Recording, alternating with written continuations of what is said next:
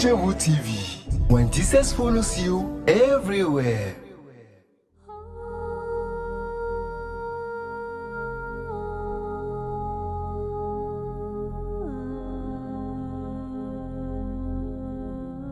Bien-aimés en Christ, bonjour, quel plaisir de vous retrouver pour ces moments d'exhortation. Nous espérons que vous vous portez très bien. Nous allons prier le Seigneur pour commencer. Éternel Père, merci pour ce moment précieux que tu nous accordes. Merci pour la vie que tu nous donnes. Merci pour ta présence glorieuse.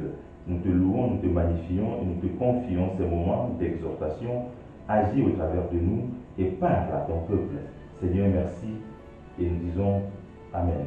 Amen, amen. Nous sommes donc heureux de vous savoir si nombreux à nous suivre, chers internautes, fidèles amis. Aujourd'hui, nous allons parler encore de la puissance de Dieu à travers ce que nous lui demandons. Et donc, nous intitulons notre message « Apprenons plutôt à demander au nom de Jésus ». Apprenons plutôt à demander au nom de Jésus. La Bible affirme avec force dans Jean 16, verset 24, je lis précisément, Jean 16, verset 24, « Jusqu'à présent, vous n'avez rien demandé en mon nom. Demandez et vous recevrez afin que votre joie soit complète. » Et Jacques 4, verset 2 réitère, Jacques 4, verset 2 réitère, « Vous ne possédez pas parce que vous ne demandez pas. » Oh, voyez-vous, ces passages nous interpellent. Ces passages nous interpellent du moment où la Bible dit « Jusqu'à présent, vous n'avez rien demandé en mon nom. » Mais nous demandons des choses régulièrement. Nous demandons des choses régulièrement. Mais est-ce que nous les demandons au nom de Jésus?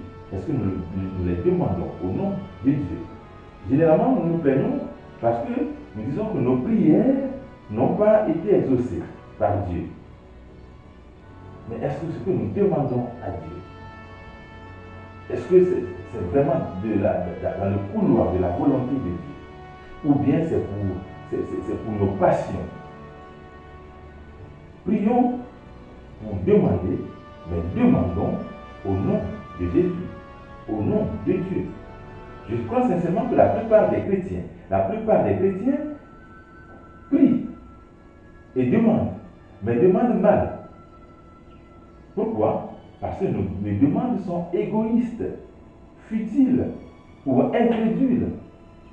Égoïstes parce que nos prières sont centrées sur nous-mêmes et non sur la volonté de Dieu pour nous. Voyez-vous, nos prières sont centrées sur nous-mêmes et non sur la volonté de Dieu pour nous.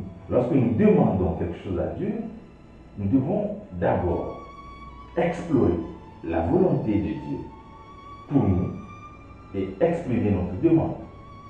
Mais quand nous demandons juste parce que nous en avons besoin, sans vraiment chercher à comprendre si ce que nous demandons se situe dans un contexte qui cadre avec la volonté de Dieu pour nous, nous passons à côté de nos prières. Et donc nous faisons une prière égoïste. Égoïste.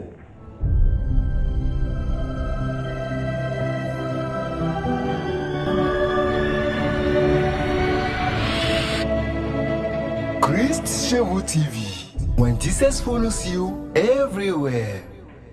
Nous avons dit que nous pouvons prier de manière futile. Futile parce que cherchant à assouvir une passion, une convoitise personnelle qui n'est pas dans le plan de Dieu. Vous priez, vous demandez à Dieu de vous donner, je ne sais pas quoi, une belle voiture, une grande maison. Oui, mais à quelle fin? Est-ce pour faire le show, comme on dit chez moi, dans les rues de la ville? Est-ce pour montrer aux gens que voilà, enfin, moi aussi j'ai une voiture, j'ai une grosse voiture, j'ai une plus belle voiture?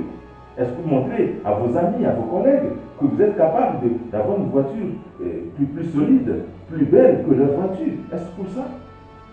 Si c'est le cas, ces prières sont des prières futiles et ne répondent pas à la volonté de Dieu. Dans Jacques 4, verset 3, il est écrit « Vous demandez et vous ne recevez pas parce que vous demandez mal dans le but de satisfaire vos passions. » Voyez-vous, la Bible dit « Nous demandons mal ». Et la Bible précise « Demander mal, c'est demander pour satisfaire nos passions. Nos passions, c'est quoi? Avoir une grande voiture, une belle voiture pour faire du show, avoir une grande maison, une belle maison pour montrer que je ne suis pas n'importe qui. Avoir, je ne sais pas, un bien matériel, une certaine aisance matérielle, de manière surabondante, oui, c'est une bonne chose. Mais à quelle fin vous les avez? Pour honorer Dieu ou pour vous honorer? C'est là que se situe la question. Pour honorer Dieu ou pour vous honorer? Nos prières peuvent être incrédules parce que nous avons déjà vu Dieu à l'œuvre face à plusieurs autres types de demandes. Nous avons déjà vu Dieu à l'œuvre. Vous avez demandé à Dieu de vous aider à avoir ceci et vous l'avez eu. Vous avez demandé à Dieu de vous aider à avoir une maison. Et vous avez une maison, vous avez une voiture, vous avez une femme, vous avez des enfants, vous avez en tout cas du matériel. Mais vous demandez encore des choses à Dieu et vous doutez au fond de vous. Comme si ce que vous aviez eu, vous l'aviez eu par vous-même. Et là, vos prières deviennent des prières incrédules. Et Dieu ne peut pas répondre à une prière incrédule. Il y a une prière qui ne manifeste pas un certain degré de foi. Voyez-vous, Dieu ne peut pas répondre à une telle prière. Et c'est exactement ce que le peuple d'Israël a fait à force de demander du pain et de la viande. Dans Nombre 11, versets 19 à 20, vous voyez, le peuple d'Israël a commencé à demander du pain et de la viande. Du pain, ils en ont mangé. Du pain, ils en ont mangé.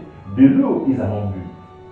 Et puis un jour, ils disent à Moïse, nous en avons marre, nous ne mangeons que du pain, nous ne buvons que de l'eau, nous voulons manger de la viande.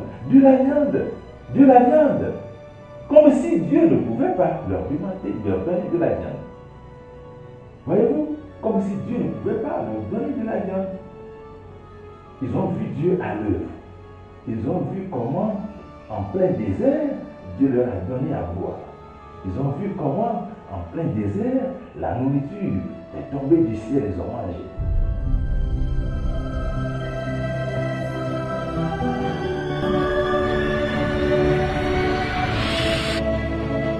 Christ chez vous TV.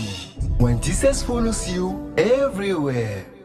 Mais pour demander de la viande à Dieu, il ne fallait pas se lamenter, il ne fallait pas se plaindre, il ne fallait pas, tenir des propos malencontreux à l'endroit de Moïse, à l'endroit de Dieu. Mais ils ont fait cela. Ils ont fait cela.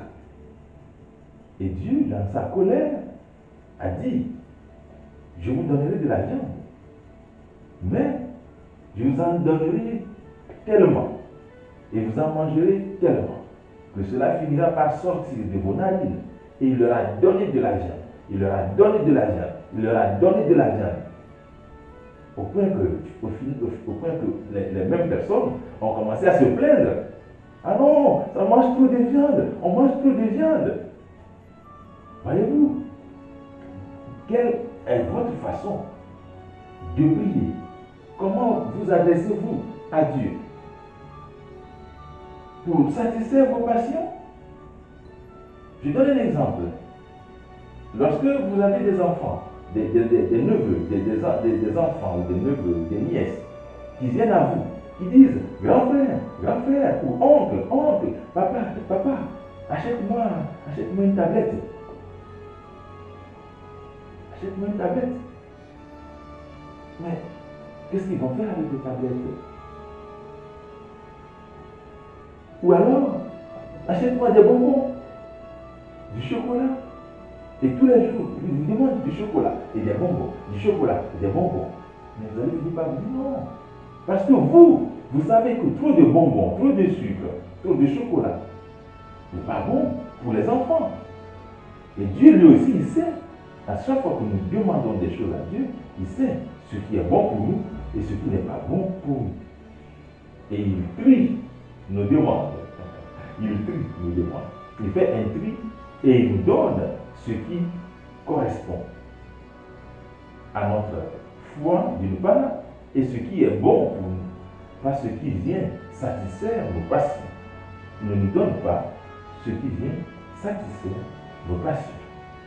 Apprenons donc à demander au nom de Jésus, c'est-à-dire à demander en conformité avec la volonté de Dieu sur notre vie. Amen.